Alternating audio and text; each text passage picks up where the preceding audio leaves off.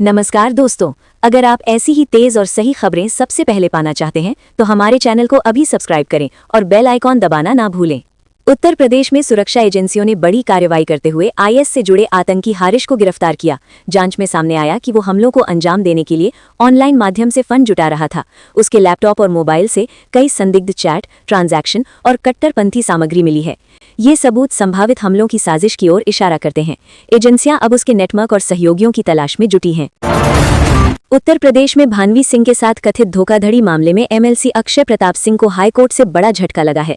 अदालत ने उनकी याचिका खारिज कर दी, जिसमें उन्होंने कार्रवाई पर रोक लगाने की मांग की थी। कोर्ट ने मामले की गंभीरता को देखते हुए हस्तक्षेप से इनकार किया। अब जांच और कानूनी प्रक्रिया जारी रहेगी। इस फैसले से आरोपी की मुश्किलें बढ़ गई हैं और आगे उन्हें निचली अदालत में ही राहत की कोशिश करनी होगी। उत्तर प्रदेश में Uttar Pradesh subordinate services selection commission ने कृषि विभाग में प्राविधिक सहायक ग्रुप सी के 2759 पदों पर भर्ती की विज्ञप्ति जारी कर दी है। इच्छुक अभ्यर्थी निर्धारित योग्यता के अनुसार ऑनलाइन आवेदन कर सकेंगे। चयन प्रक्रिया में लिखित परीक्षा और मेरिट शामिल होगी। आवेदन तिथि, शुल्क और पात्रता संबंधी विस्तृत जानकारी आधिकारिक वेबसाइट पर उपलब्ध है। ये भर्ती युवाओं के लिए सरकारी नौकरी का अच्छा अवसर मानी जा रही है। एलपीजी उपभोक्ताओं के लिए राहत भरी खबर है। अब गैस सिलेंडर बुकिंग के बाद लंबा इंतजार नहीं करना पड़ेगा। नए अपडेट के अनुसार पहले जहां 35 दिन तक का अंतराल रखा जाता था, अब इसे घटाकर 25 दिन कर दिया गया है। इससे उपभोक्ता जल्दी दोबारा सिलेंडर बुक करा सकेंगे। इस फैसले से खासकर घरेलू उपयोगकर्ताओं को सुविधा मिलेगी और गैस की उपलब्धता बेहतर होगी। कंपनियों ने इसे सप्लाई सिस्टम सुधार का हिस्सा बताया है। मिशन 2027 को ध्यान में रखते हुए भारतीय जनता पार्टी के मेरठ के नेता पश्चिम बंगाल में सक्रिय हो गए हैं। वे चुनाव प्रचार में जुटे हैं और स्थानीय लोगों से बेहतर जुड़ाव के लिए बंगाली भाषा भी सीख रहे हैं। पार्टी रणनीति के तहत बाहरी राज्यों के नेताओं को जमीनी स्तर पर काम करने की जिम्मेदारी दी गई है। इससे संगठन को मजबूती देने और मतदाताओं तक सीधी पहुंच बनाने की कोशिश की जा रही है। बरेली पुलिस ने बाइक चोरी के एक शातिर आरोपी को गिरफ्तार किया है। रामपुर निवासी रहमान पहचान छिपाने के लिए माथे पर तिलक लगाकर वारदात को अंजाम देता था, ताकि किसी को शक न हो। पुलिस ने सीसीटीवी फुटेज और मुखबिर की सूचना के आधार पर उसे पकड़ा। उसके पास से चोरी की कई बाइक बरामद हुई हैं। आरोपी के खिलाफ केस दर्ज कर आगे की कार्रवाई की जा रही है और नेटवर्क की जांच जारी है। योगी आदित्यनाथ ने बहराइच के 1 ग्राम भरथापुर का नाम बदलकर भरतपुर कॉलोनी रखने का ऐलान किया है। ये घोषणा विकास कार्यों के दौरान की गई, जिसका उद्देश्य क्षेत्र की पहचान मजबूत करना और सुविधाओं का विस्तार करना है। सरकार यहां बुनियादी ढांचा, सड़क, बिजली और आवास जैसी योजनाओं को तेजी से लागू करेगी। इस फैसले से स्थानीय लोगों में खुशी है और क्षेत्र के विकास को नई दिशा मिलने की उम्मीद जताई जा रही है। एक बच्चे को कुत्ते ने काट लिया, जिसके बाद वो असामान्य व्यवहार करते हुए भौंकने जैसी आवाजें निकालने लगा। परिजनों ने इसे रेबीज का लक्षण मानकर तुरंत इलाज शुरू कराया। जांच के दौरान डॉक्टरों को पता चला कि ये मामला रेबीज नहीं बल्कि एक दुर्लभ न्यूरोलॉजिकल या मानसिक स्थिति से जुड़ा है। सही पहचान होने के बाद डॉक्टरों ने अलग उपचार शुरू किया। समय पर जांच से बच्चे की हालत में सुधार हुआ और परिजनों को बड़ी राहत मिली। मैनपुरी में नगरपालिका की करीब 70 बीघा जमीन से अवैध कब्जा हटाने के लिए प्रशासन ने सख्त कार्रवाई शुरू की।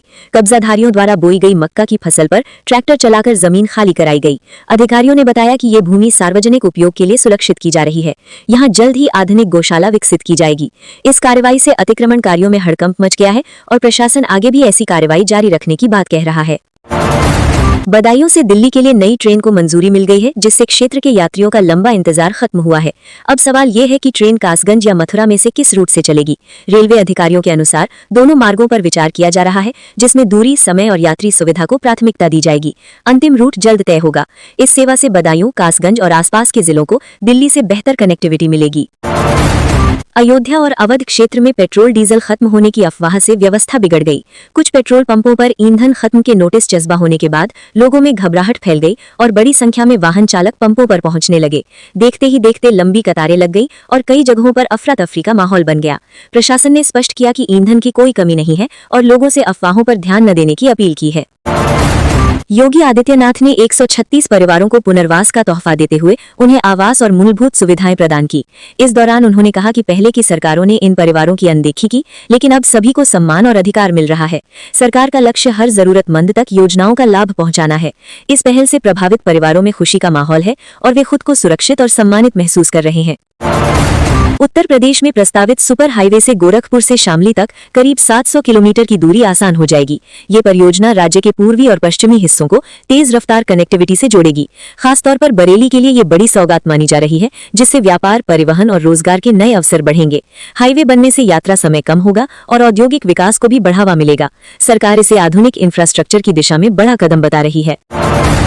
मथुरा के अग्निवीर आदेश कुमार सीमा पर गोलाबारी के दौरान वीर गति को प्राप्त हो गए, जिससे उनके परिवार में मातम छा गया। भाई की शादी से पहले आई इस दुखद खबर ने पूरे गांव को शोक में डुबो दिया। आदेश कुमार देश की रक्षा करते हुए शहीद हुए, जिस पर पूरे क्षेत्र को गर्व है। प्रशासन और सेना के अधिकारियों ने श्रद्धांजलि दी, वहीं ग्रामीणों ने नम आंखों से अंतिम विदाई देकर वीर सपूत को सम्मानित किया। रामनवमी 2026 को लेकर लोगों में तारीख को लेकर भ्रम बना रहा, लेकिन प्रशासन ने स्थिति स्पष्ट कर दी है। जिलाधिकारी के निर्देशानुसार इस बार रामनवमी का अवकाश 27 मार्च को घोषित किया गया है। चंद्र तिथि के अनुसार पर्व उसी दिन मनाया जाएगा।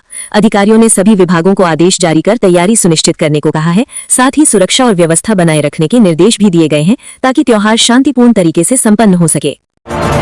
झील वाली कैला देवी मंदिर आस्था का अद्भुत केंद्र बना हुआ है, जहां पिछले 45 वर्षों से अखंड ज्योति निरंतर जल रही है। भक्तों का मानना है कि ये ज्योति उनकी मनोकामनाएं पूर्ण करती है और जीवन में सुख समृद्धि लाती है। मंदिर का शांत वातावरण और पास की झील इसकी सुंदरता को और बढ़ाते हैं। दूर दूर से श्रद्धालु यहाँ दर्शन के लिए पहुंचते हैं और माता से आशीर्वाद लेकर अपने जीवन को धन्य मानते हैं। अक्षय कुमार ने अपने से 26 साल छोटी वामिका गब्बी के साथ रोमांस को लेकर हो रही आलोचनाओं पर खुलकर जवाब दिया। उन्होंने कहा कि ये कोई नई बात नहीं है। हॉलीवुड में भी बड़े उम्र के कलाकार कम उम्र की अभिनेत्रियों के साथ काम करते हैं। अक्षय ने स्पष्ट किया कि फिल्मों में कास्टिंग कहानी और किरदार की मांग के अनुसार होती है, न कि सिर्फ उम्र देखकर बेवजह विवाद खड़ा करना। उन्होंने ये भी कहा कि दर्शकों को मनोरंजन और फिल्म की गुणवत्ता पर ध्यान देना चाहिए, न कि निजी उम्र के अंतर पर बेवजह विवाद खड़ा करना। एक फर्जी आईएएस अधिकारी की चौंकाने वाली कहानी सामने आई है, जिसने खुद को बड़ा अफसर बताकर 25 शादियां की और कई लोगों को ठगा। वो नकली इंटरव्यू और दस्तावेज दिखाकर भरोसा जीतता था, अपनी कार पर भारत सरकार लिखवाकर रौब जमाता और लोगों को प्रभावित करता था।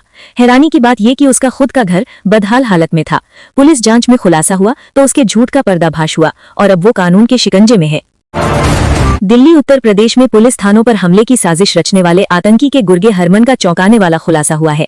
जांच में सामने आया कि पिता की पिटाई के बाद वो घर छोड़कर भटकने लगा और गलत संगत में पड़ गया।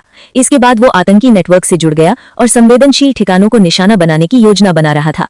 समय रहते एजेंसियों ने उसे पकड़ लिया, जिससे बड़ा हमला टल गया और सुरक्षा एजेंसियां सतर्क हो गई हैं। योगी आदित्यनाथ ने उत्तर प्रदेश में रामनवमी को लेकर बड़ा फैसला किया है। पहले 26 मार्च को अवकाश घोषित था, अब 27 मार्च को भी छुट्टी दी गई है। इस निर्णय से सरकारी कर्मचारियों और छात्रों को लगातार 2 दिन का अवकाश मिलेगा। सरकार का कहना है कि त्योहार को शांतिपूर्ण और श्रद्धा के साथ मनाने के लिए ये कदम उठाया गया है, जिससे लोग परिवार के साथ उत्सव मना सकें। उत्तर प्रदेश में दिव्यांग सर्टिफिकेट को लेकर बड़ा घोटाला सामने आया है। सीएमओ ऑफिस में % के खेल के जरिए प्रमाण पत्र बनाने के आरोप लगे हैं। मामले में एक भ्रष्ट लिपिक को गिरफ्तार किया गया है, जो रिश्वत लेकर काम करता था। जांच में कई और कर्मचारियों की भूमिका भी संदिग्ध मानी जा रही है। अधिकारियों का कहना है कि पूछताछ में बड़े खुलासे हो सकते हैं और पूरे नेटवर्क का पर्दाफाश किया जाएगा। योगी आदित्यनाथ ने ऐलान किया कि 1 ग्राम भरथापुर का नाम अब भरतपुर होगा। इस फैसले का उद्देश्य क्षेत्र की पहचान मजबूत करना और विकास को बढ़ावा देना है। साथ ही सरकार ने यहां रहने वाले विस्थापित परिवारों को पक्के घर देने की घोषणा की है। प्रशासन को जल्द पुनर्वास और बुनियादी सुविधाएं उपलब्ध कराने के निर्देश दिए गए हैं, जिससे लोगों का जीवन स्तर बेहतर हो सके। योगी आदित्यनाथ सप्तमी के अवसर पर देवी पाटन टेम्पल पहुंचे, जहां उन्होंने मां पाटेश्वरी का विधि विधान से पूजन अर्चन किया। इस दौरान उन्होंने मंदिर परिसर और मेले की व्यवस्थाओं का निरीक्षण किया तथा अधिकारियों को श्रद्धालुओं की सुविधा, सुरक्षा और स्वच्छता सुनिश्चित करने के निर्देश दिए। मुख्यमंत्री ने भक्तों से संवाद भी किया और प्रदेश में सुख समृद्धि की कामना की। उनके दौरे को लेकर क्षेत्र में सुरक्षा के कड़े इंतजाम किए गए थे।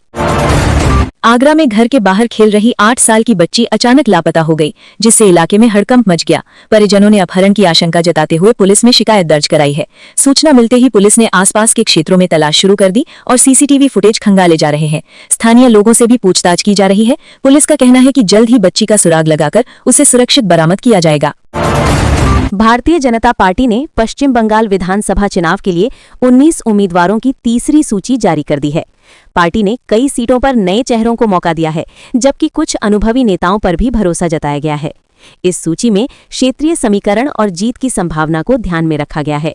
उम्मीदवारों के नाम सामने आने के बाद चुनावी मुकाबला और दिलचस्प हो गया है और सभी दल अपनी रणनीति को और तेज करने में जुट गए हैं।